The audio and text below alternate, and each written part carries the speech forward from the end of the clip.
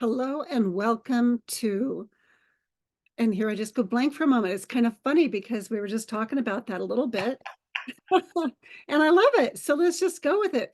Why don't you introduce us today, Coach Pete? Well, hello there, everybody in online land, How I believe. virtual land. Good morning, Gloria. Good to see you always.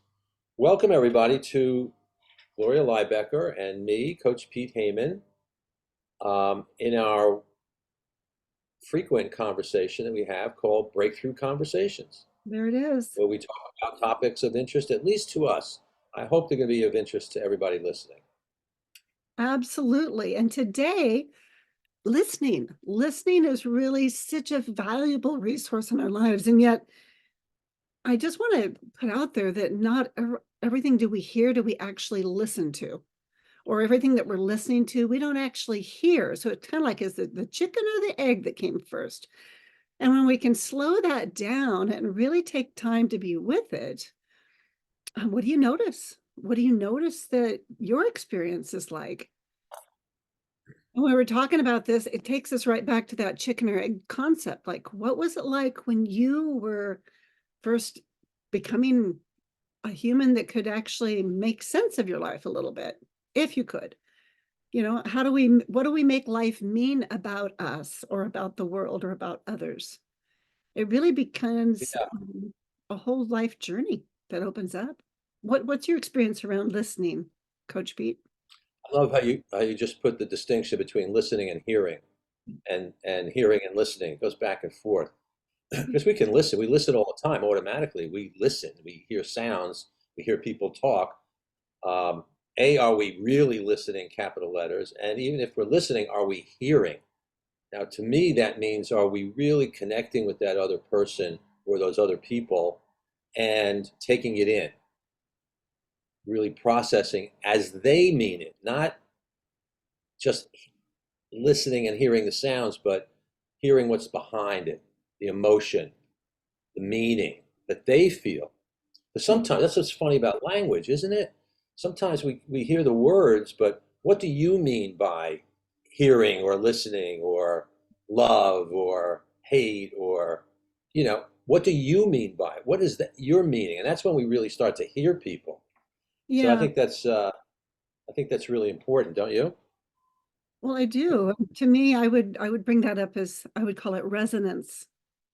The frequencies, the vibrations of life energy, and whether we're really tuning into that or not, or if we have our own filters that are over our different types of sensing to where we make it mean something based on our own past experience, and we're not really present with the other being, whoever that may be. And I would put that Exactly. there with not just humans, but with other mammals as well. There you go with horses again, which is Dog, true. I mean, you know a dog. lot about that, more than I know about that. Yeah, I love when you talk about that. Um, what I think of when think of listening, hearing, and you mentioned, I think you were asking me from my developmental years, what I remember about that in my family that I grew up in. And I had an interesting conversation with my younger brother this week because I was really thinking about this topic. And as a family, we used to do something that's really nice. We used to have dinner every night together as a family, almost every night. However, I can't really remember the conversation that we had over dinner every night. So I asked him about that. Did our parents, did mom and dad really ask us how we were feeling that day or what we were experiencing that day? I really don't remember conversations like that. And he didn't either. So that means there's a real gap there. And I reflect that, when you're a father and a son or a mother and a daughter, yes, we're both, right? If we have kids. So I also reflect on how it was with my two sons, our two sons, as they were growing up. Did we ask enough questions? Did we really check in with them? But for me growing up, there really wasn't that dynamic. And can I give you one example? And this is later on in life. This is as a teenager. Actually, I was going away to college. So my parents were driving me from New Jersey, where I grew up, to the University of Connecticut. It's a 2-hour drive, and I was about to start college. I was sitting in the back seat as they were sitting in the front seat, and they were talking or just driving, I don't remember. And I was very scared. To such an extent, I started crying. Mm. Now, I was a boy, young man, who didn't cry. You know, big boys don't cry. And that was me until this moment. Not that I never cried before, but it was usually very private. I'd go to my room or something and just tear up and then be done with it, never express it. And there I am sitting in the back seat, and I can only imagine what my parents were going through. Actually, I can't imagine it. Mm. They never turned toward me and said, "Hey, Pete, are you okay? Pete, you look upset. What's going on?" Mm. At this critical stage of leaving home, going to college. Yeah. And that was an amazing moment for me. And I look back and I say how much it would have been helpful to pull to the side of the road and have a conversation and really check in with me and ask me if I was okay. And I wasn't okay. I was really scared.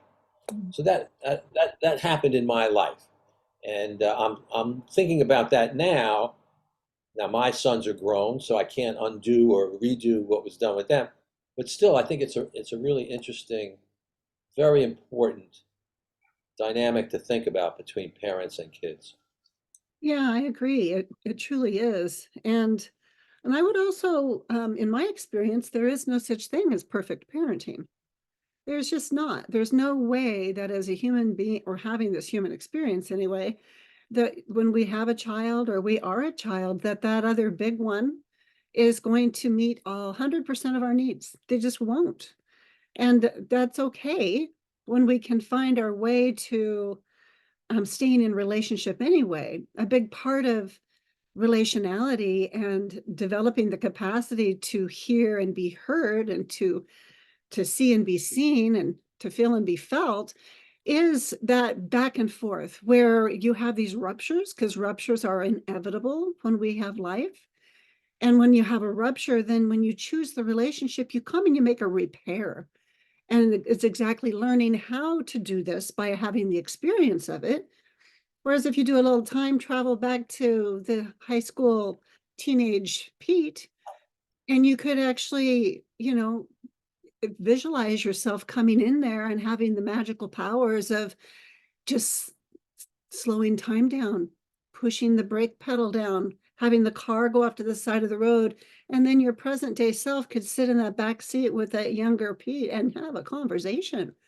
Then there's something so magical when we allow ourselves to use our imagination in this way. It's powerful, it's profound, because there's a resonance. The thing that I got, because I had a similar experience, different scenario, and it was a time travel I did just like that.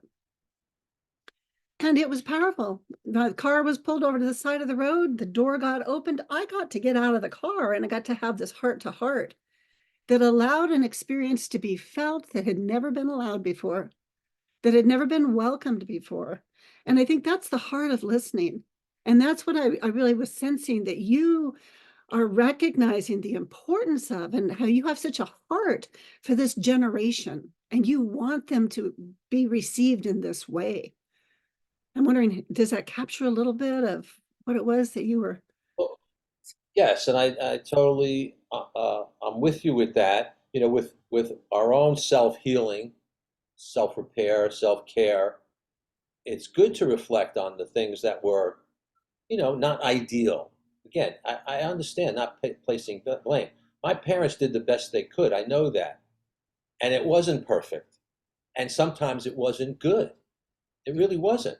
But that was the best that they could do. They did a lot for me. I had roof over my head. I had, you know, 3 square meals a day, lived in a nice place.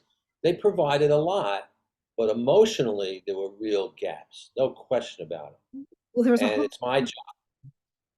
What's that? there's been generations of that where that just wasn't allowed in the world at that time, culturally, for most part. Totally. I mean, I understand. what how my parents got to be the parents that they were from their background and their immigrant parents. Not that that's, I mean, it just was a tough go of it for them, and what was missing. And yes, it is generational, and so it's up to me as a parent myself, or was when I first had our kids, to do my best to repair that or to improve on that.